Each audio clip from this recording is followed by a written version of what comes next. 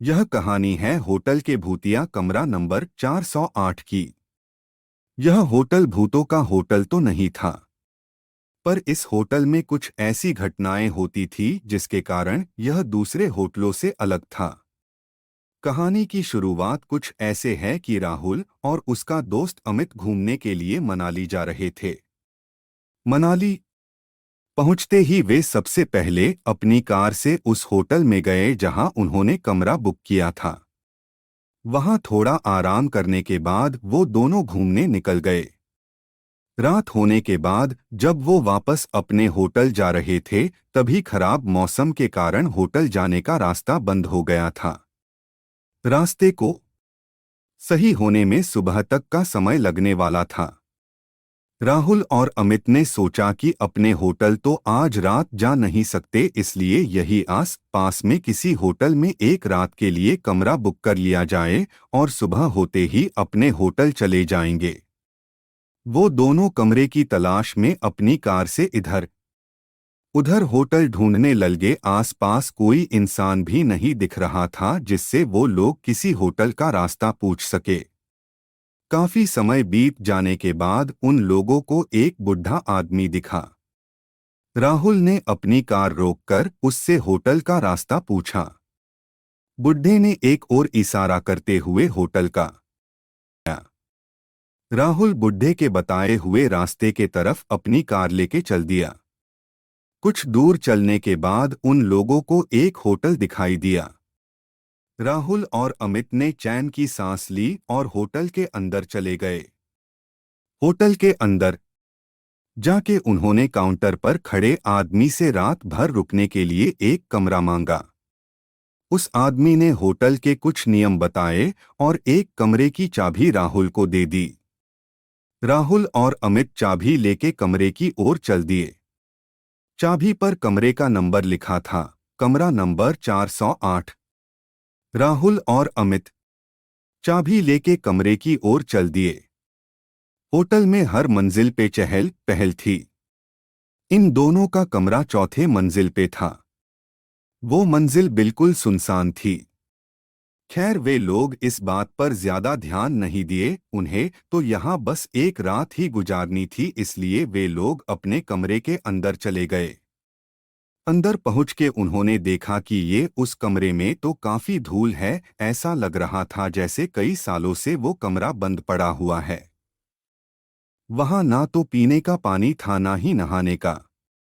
राहुल ने वहां पे रखे फोन से होटल के स्टाफ को कॉल किया। कॉल किसी ने उठाया पर कुछ बोला नहीं। डरवानी सी हंसी के बाद कॉल कट गया। उसके तुरंत बाद ही वापस उसी फोन पे कॉल आया। इस बार होटल के स्टाफ ने कहा, सर आपने कॉल किया था, बताइए हम आपकी क्या मदद कर सकते हैं। राहुल ने जवाब दिया, आपने हमें ये कैसा कमरा दिया है, ना ही यहाँ पीने का पानी है और ना ही नहाने का। चारों तरफ सिर्फ धूल ही धूल है। आप जल्दी से यहाँ आइए और ये सब सही करवाइए। स्टाफ ने इस बात की माफी मांगी और कमरे का नंबर पूछा। राहुल ने जवाब दिया, कमरा नंबर 408। इतना सुनते ही स्टाफ की डर गया और डरते हुए राहुल से पूछा, सर आप उस कमरे में क्या कर रहे है।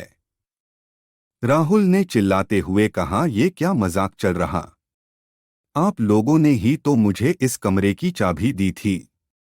स्टाफ सहमी आवाज में बोला, सर जितना जल्दी से जल्दी हो सके आप उस कमरे से बाहर निकलिए और नीचे आइए। राहुल ने पूछा, पर क्यों? स्टाफ ने तुरंत जवाब दिया, सर सवाल बाद में पूछ लेना, बस अभी आप वहां से बाहर निकल जाइए, वहां आपकी जान को खतरा है। इतना सुनते ही राहुल और अमित कॉल कट करके कमरे से बाहर निकलने के लिए दरवाजे की तरफ जाने लगे। तभी किसी ने दरवाजा खटखटाया। राहुल ने पूछा, कौन है, पर बार बार पूछने पे भी कुछ आवाज नहीं आई। तभी उस रूम की लाइट चली गई। राहुल और अमित अब समझ गए थे कि ये भूत प्रेत का मामला है। वो दोनों काफी डर चुके थे। तभी बाहर से आवाज आई, सर आपने कॉल किया था सफाई और पानी के लिए, मैं वही ठीक करने आया हूँ। और फिर डरवानी सी हंसी के फिर से सन्नाटा छा गया। तभी फिर से कमरे में रखे फोन पर कॉल आया। राहुल ने कॉल उठाया। कॉल स्टाफ का था। उसने कहा, सर अभी तक आप उस कमरे से निकले क्यों नहीं? राहुल ने जवाब दिया, नहीं, कमरे के बाहर एक होटल का स्टाफ आया है जो कह रहा है कि वो सफाई और पानी ठीक करने आया है। इतना सुनते ही होटल के स्टाफ ने राहुल से बोला, सर कुछ भी हो जाए आप दरवाजा मत खोलना। अगर आपने दरवाजा खोला तो आपकी मौत भी हो सकती है। ये सुनते ही राहुल और अमित दोनों बहुत डर गए। फिर स्टाफ ने कहा, सर आप अंदर ही रहिए, हम लोग आपको बचाने ऊपर आते हैं। कुछ देर बाद कमरे के बाहर से आवाज आई, सर हम लोग आ गए हैं, आप दरवाजा खोलिए। साथ में कुछ और लोगों की भी आवाज आ रही थी, इसलिए राहुल और अमित ने दरवाजा खोल दिया।